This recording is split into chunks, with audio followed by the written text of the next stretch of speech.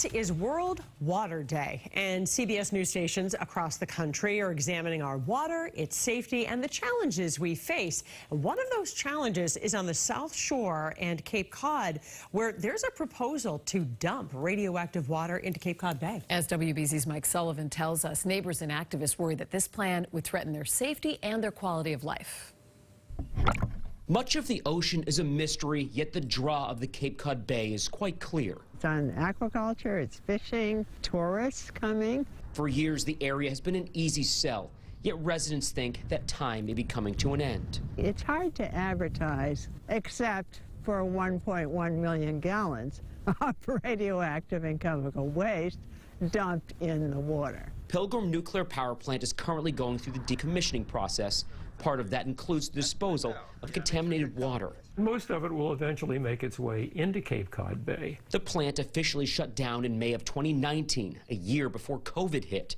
Yet there is still red tape to be cleared by Holtec, the company responsible for the decommission work. The EPA, which issued a permit, did not cover any radioactive pollutants. Cutler Cleveland is with Boston University's Institute of Global Sustainability. And the EPA said, whoa, wait a minute.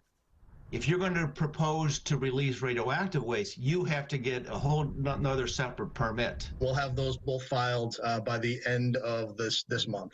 Patrick O'Brien is a rep for Holtec. He says the filings will start a formal review process to make sure it is safe to dump the water into the bay. Both the EPA and Nuclear Regulatory Commission have pollutant standards. O'Brien says Holtec has pollutant standards well below both agencies. Pilgrim hasn't dumped water in 5 years, but that doesn't mean it is rare. Nuclear medicine, hospitals do this regularly. Those discharges are traditionally to the municipal wastewater treatment systems. News of the potential dumping quickly hit residents. There are towns, such as Duxbury, that's looking at preparing a lawsuit. Jim and Mary Lampert live in Duxbury and are on the Duxbury Nuclear Advisory Committee. The currents in Cape Cod Bay circulate all the way around the bay. They fear the release could negatively impact wildlife here. There are about 7 million oyster seedlings planted in Duxbury Bay. In an effort to appease, Holtec may offer to dump the water when the seedlings aren't around. Lampert is concerned about a radioactive byproduct in the contaminated water called tritium. It is extremely hard to remove and extremely valuable. It's actually the most expensive thing on Earth by weight. Cleveland says it is low on the radioactive scale.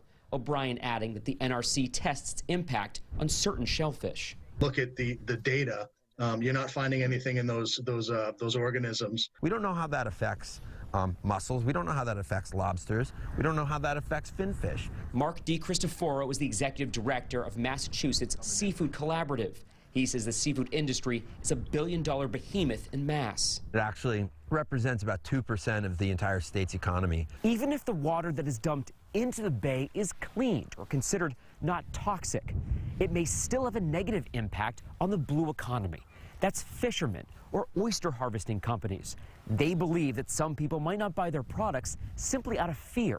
It's the perception that would harm us. Currently, Holtec has 3 options: to dump the water, to evaporate it, or to truck it away. We've kind of always said that it'll be some combination of all of them. There are a number of existing waste disposal sites in this country, most of which are in areas that are of very low population density. Some residents would like to see all of it trucked away, but Holtec argues this increases the chances of an accidental spill of untreated water. Of course, it also costs money. They've inherited a trust fund that the ratepayers paid into that was to be used for the decommissioning.